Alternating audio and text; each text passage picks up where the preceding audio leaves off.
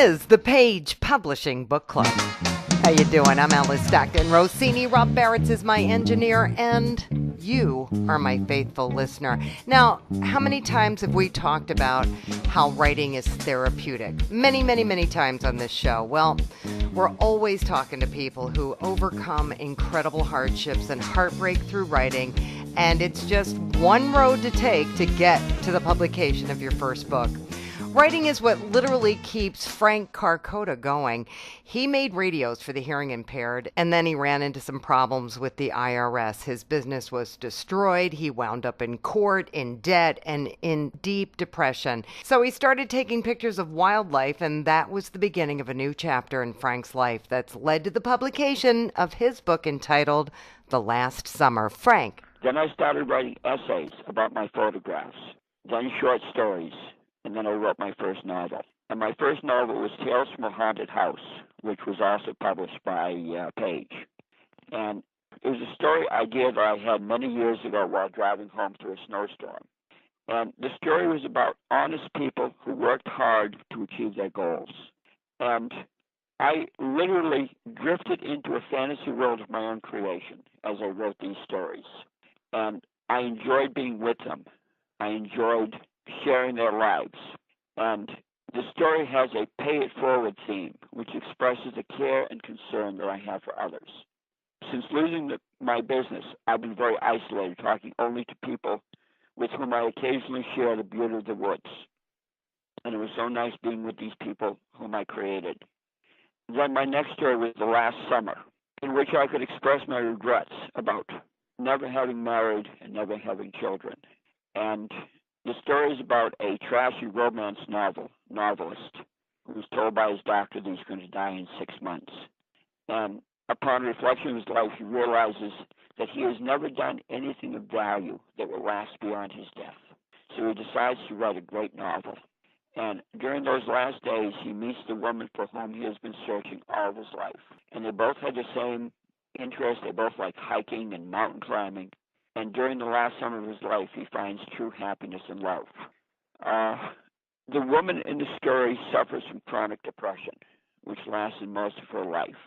She never achieved anything during her life. She never had children. And the two of them are like soulmates.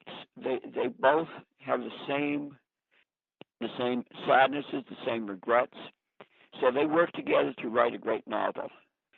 And The Last Summer is about hopelessness and about how the characters dealt with it. But at the end of the story, the reader will realize that there is always hope and that each of us has a reason for living. And for me, writing was an exciting experience, and it has given me the opportunity to deal with my own depression, and has given me the opportunity to say, this is who I am, that I am more than just a victim of a dishonest lawyer and a corrupt legal system, but that I am an honest, caring person, like many of the characters in my stories. And I'm not the dishonest person portrayed by the bank lawyers. And I was deeply hurt, and always will be, by their slanderous portrayals of me in court. I wrote these stories not for others to enjoy, but because I had something I wanted and needed to say. And the theme for The Last Summer is that we should never waste our lives. We should always strive for the best and never, never sell our souls. And if others can gain inspiration and live a better life after reading these books, then that's great. Well, that's a beautiful thing, Frank. That really is. You ultimately found your way. But my question to you is, do you get out as a result? Now you're an author. Now this is your second book. I don't like to think of you as some guy holed up in a room somewhere that never comes out. You want to inspire the people who read your books. Are you going out there and meeting them, talking with people and sharing your story on a human level? I tend to be very reclusive, and the experiences that I've had with the court and the legal system, being called a liar, a cheat, a thief, it has really hurt me. And I'm just afraid to go out and meet with people. The only time that I actually get out is I've got a hiking group that I belong to. And we go hiking once a week, and we clean up the trails. And okay. Well, that's great. They're practically the only ones who bought the book. Are your hiking friends? Yes. Well, that's a start, Frank. And one of the things in my book in the last summer, I begin it with a quotation by Horace Mann. Be ashamed to die until you have won some victory for humanity. And I'm hoping that my book will qualify as a victory for humanity. I do too, Frank. Thank you. Ashley Wilder kind of got a break when she had to move up to her family's lake house to take care of an ailing father and start running the farm. Now she has time to write, and she had some interesting inspiration for her book that she wrote many years ago. It's called A Changed Reflection. Ashley. I have always wanted to write a book. Since I've been 10 years old, I started writing poetry, and I've journaled. I have lots of journals, and actually in 1983, I made a major move in my life because I wanted to, I moved to Iowa City where they have the writer's workshop, and I wanted to write a book in 1983, and life kind of got in the way and things kind of happened, and that didn't happen, but it was always in the back of my mind. And the time, things all clicked at a certain time a couple of years ago, and I finally got it done. So it's been a lifelong dream. Okay, it's called A Changed Reflection. Right. And the character is Tess Carrington. Correct. And she was struggling with her past. She had demons. Right. She had never laid to rest her past. She hadn't let it go and, had struggled to figure out who she really was.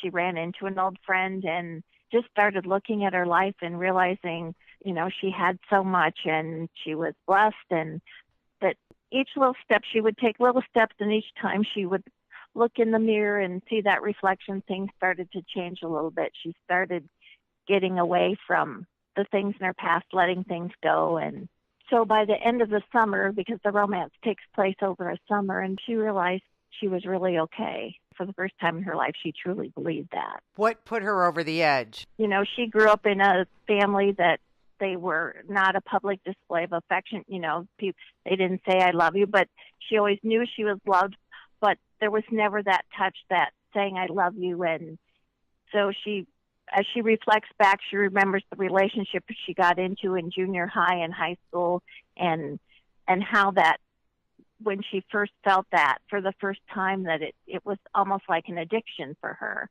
And so it led her down a path that she probably shouldn't have gone on, and she dealt with a controlling boyfriend or whatever, but she felt like she couldn't, just like an alcoholic struggles to stop drinking. It was like she felt addicted to this. She couldn't let go of the way it made her feel when someone would touch her, and to feel that. And the romance is actually from her past too. It's someone that she always wanted to be with, and it never happened, and they connected later in life, and she thought this is what she had always wanted, and then she realizes maybe that wasn't what she really wanted. Maybe what it was is she needed to realize she was okay on her own, that she didn't need somebody else to give her self-worth, that it was always inside her all the time. She just had to find it. How closely does this parallel your life? Quite a bit. It's a fictional summer romance infused with family history and shades of gray. So now that you've found the time to write, and you've found that this book from 1983, now it's published, do you keep writing? Oh, yeah. I have 3 more books going right now. Originally, when I first started writing this, I thought it might be a series of 3 books. And there was a bad storm around where I live, and they found a wedding certificate from 120 years ago, and the bride's name was Mary Elizabeth Carrington, and couldn't overlook that. So I actually changed my story. Instead of it just going back to the grandmother, it now went back to the great-great-grandmother who was in Barbados and married a lord, and books are like floating all over in my head. I just can't get them written down fast enough. That is so cool, Ashley. Good luck. Frances Smith has written a series about a dog named Buster, an idea that came to her around 1994 when she was working in D.C. and her husband got sick. This book is entitled Buster Meets Rodney the Golden Retriever. So you like dogs, right, Frances? Just a little. My husband and I, we love dogs. and we've had our dog for 4.5 years. So it's been a while since we haven't had a dog around the house. And he had gotten sick, and it was during the week of Valentine's week. So I thought I'd venture out to a department store and get him a box of chocolates. We lived in a condominium that was 1,000 square feet. We used to watch the neighbors walk their dogs back and forth. And at the department store, there were some cute little stuffed puppies there. And so I thought, oh, how adorable. I think I'll just take this little puppy home and give it to him. So that might comfort him, because we couldn't really have a dog. The condo was too small. So by doing that on Valentine's Day for him, it triggered all these other books. So, okay, that was the beginning. Yes, the first book, he's in a factory, and he wishes that he would get adopted and live in a home where he could have a nice warm bed and food and parents that love him. This book is A Puppy's Special Day, and geared toward Valentine's Day, because it's more of a love story for this puppy, how he gets adopted. In this book, Buster takes a walk around the neighborhood, and he just wants to share his favorite blue ball. Yeah, Buster meets Rodney, the golden retriever. So Buster takes his little blue ball out for a walk, and he wants to share his ball with all the other dogs in the neighborhood, but he hadn't met anyone yet. So he sees this park, so he gets curious, and he thinks, well, I think I'll get closer to the water to see how cold it is. And that's when everything happens. He slips into the water with his ball. He's screaming for help, and the golden retriever was sitting right across the stream watching Buster, as he knew he was going to fall into the water. So the golden retriever saves Buster and gets his blue ball out of the water. And then Buster has all these questions about adoption. Is adoption really real? Do they really love me? Do my adoptive parents really care about me? So Rodney has a heart-to-heart with Buster about adoptions. That's so cute. How many books have you written altogether? 3 already that I've written, already published, but I've written about 7, and I'm currently writing a Christmas story different than dogs. So I'm still writing. So once you started in the 90s, you started writing. Now you have a whole series of books, and I finally retired out, so that way I can finally make the time to sit down and take the dust off my books and get my laptop out and start the writing process, looking at them again, getting an editor here in town and an artist here in town, and then hunt for a publisher. I'm in the Women's Business Showcase here for our area, and we did do a show, and I did sell some books there at that showcase. That's great. So the third one will be a good one to sell again, and I did sell the first 2 separate. And so the third one is the new one, Buster Meets Rodney. And so I'll be able to package 3 of them and sell 3 of them at one time. Good for you. That's great. Yeah. Good for you. Yeah. I love my stories. And that's one thing you have to do is love your books and go with it. That is so true. It's like anything else. You gotta love it. All right, we gotta take a quick break, but we're coming right back. This is the Page Publishing Book Club. Attention all authors. Page Publishing is looking for authors. Have you written a book and want to get it published? Page Publishing will get your book into bookstores and for sale online at Amazon, Apple iTunes, and other outlets. They handle all aspects of the publishing process for you: printing, cover art, publicity, copyright, and editing. Call 800-204-6099 now for your free author submission kit. That's 800-204-6099 for your free author submission kit. Welcome back to the Page Publishing Book Club. I'm your host, Alice Stockton Rossini. Level Fields was a lawyer for the poor and middle class for about 3 decades. It took him 18 years to get his book published when he finally found Page. The name of his book is When You Could Still Hear Crickets. It harkens back to a day when America was mostly rural. And in most rural communities, you could sit outside your home at night and you'd hear crickets, and the sound of the crickets was deafening. And my friend Floyd L. Williams, who was the first cousin of Willis Reed, the famous New York Knickerbocker basketball player, Hall of Famer, gave me all of the insights into growing up in a segregated South. And he had a similar experience in the South with the sound of crickets at night. And it's partly autobiographical. I'm the white college phenom. I was a good ball player, and I met my first blacks. And forgive me for using white and black because I'm colorless now in college basketball. So that's where the title came from. It's historical fiction based loosely on your relationship with a black basketball player? Actually, with blacks in general, I was a kid from a small farming community from a very dysfunctional family with an idealistic alcohol medical doctor dad. And I met blacks, brothers and sisters who took me under their wing, and they cared for me, and they gave me friendship and love, and actual historical events were intertwined in the story so that people get a good look at how people thought, and particularly in college basketball. Sports in general, Alice, is a vehicle by which you become one. You don't look at the color of your teammates. So you root for one another, you care for one another, you look out for one another. So the main characters, Tommy Orr, which is me, and Trey Fields, which is my friend, they realized they were really the same kind of person. They just happened to grow up in the South, one grew up in the North, both rural areas. They both were used to hard work. And so they developed a friendship. They both got girlfriends, and the story talks about their love interests. Blacks started being integrated into major college basketball programs. So this college they played at, this fictional basketball powerhouse in Chicago. They take on a Southern school that has only white athletes, sort of your typical white trash Southern racist mentality. And at the end of the story, there's a fight that breaks out, and the white kid comes to the aid of Trey and Casey, and they not only win the game, they win the fight. And after the fight, a busload of Southerners from the Southern school bait Trey Fields, the young black man. He ends up getting killed. Tommy comes to his aid, and Tommy ends up getting killed. You know, Hemingway said all real stories end in death.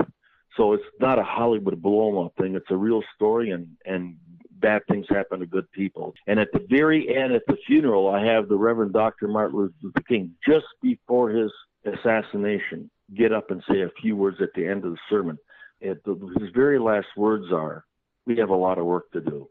And Alice, we have a lot of work to do. That's for sure, Level. Thank you.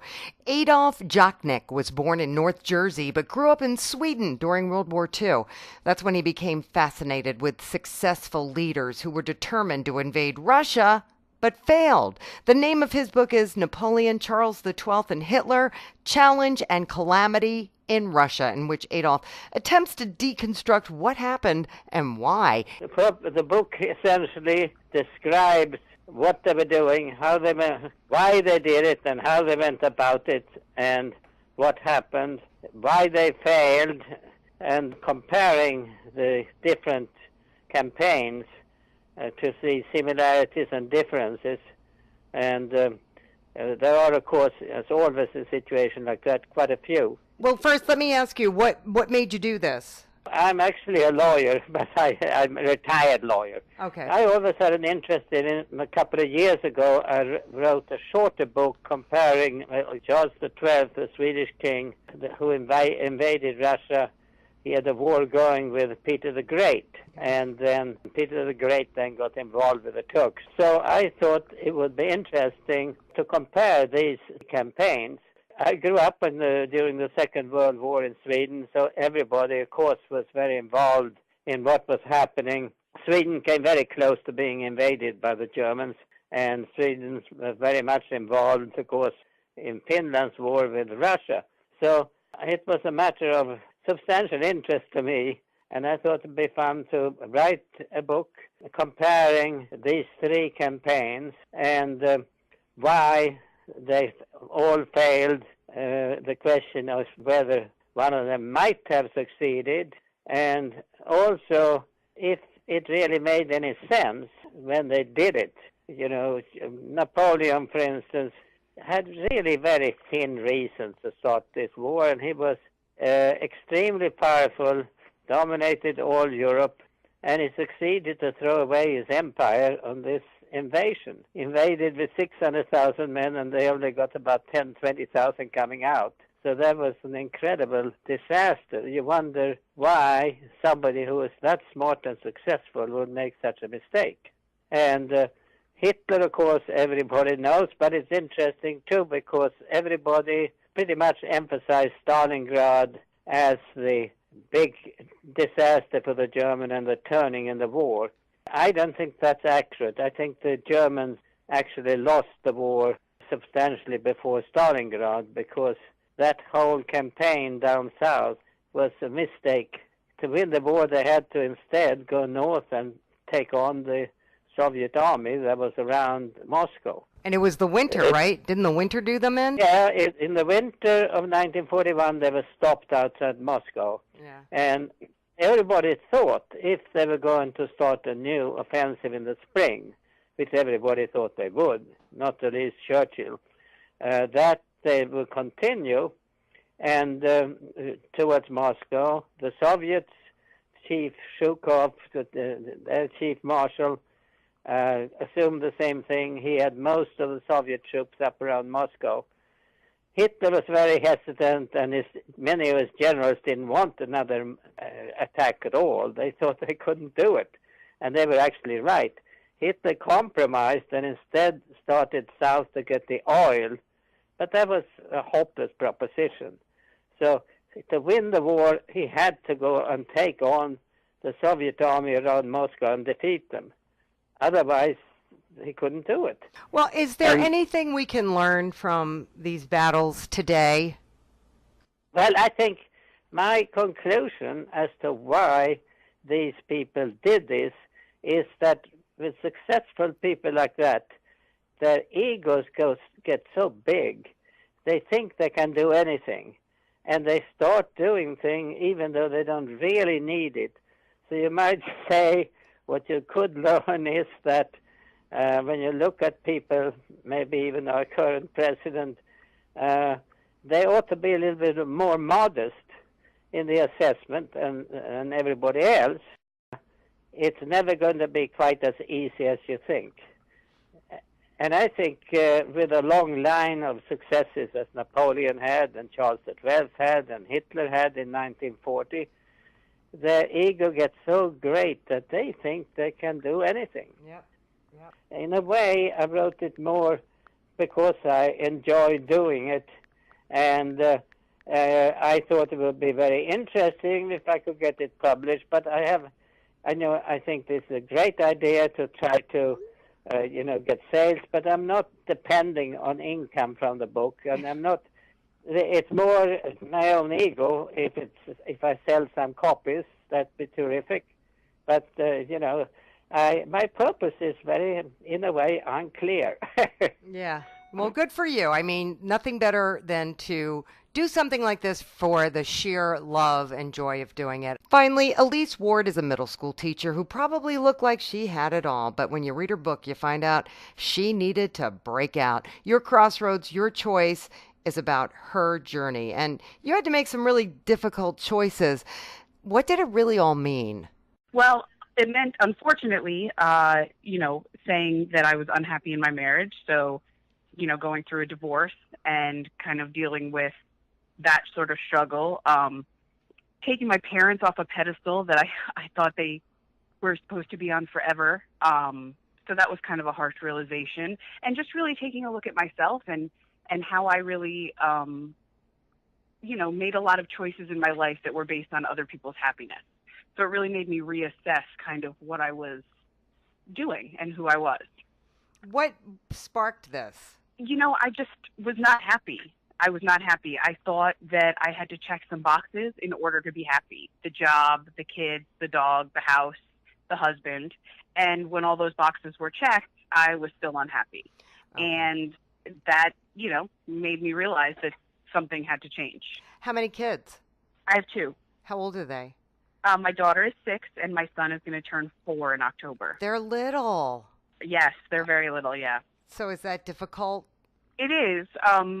Thankfully, my ex-husband and I have a good relationship when it comes to the kids. We understand we've always been good co-parents. So my daughter's more rational. She understands the logic and, doesn't mind the idea of the two houses. My son, he has a little bit of a harder time understanding, but I think he's transitioning well. I just want to make sure that, they are surrounded with love and understanding. And honestly, I did this for them. I didn't want them growing up seeing a mom who was unhappy. I want them to see the person I was meant to be, making the choices that I want to make for myself. So does your book outline your choices and what happened as a result? Yes, it's really very general journey of the past few years of my life, almost as if you and I were sitting down for a cup of coffee or a glass of wine or something and just sort of chatting as friends. I keep the book very general. There's no names in it or anything like that. And the reason I do that is because I really want the reader to connect and recognize that they're not alone in this world, that we all have problems. We're all kind of going through this life without a plan book. And we're here to support each other. And mostly we're here to make sure that, we find happiness. Have you found happiness? I'm getting there. I think it's going to be an ongoing journey. I don't think that it's going to just be, a finish line that I get to.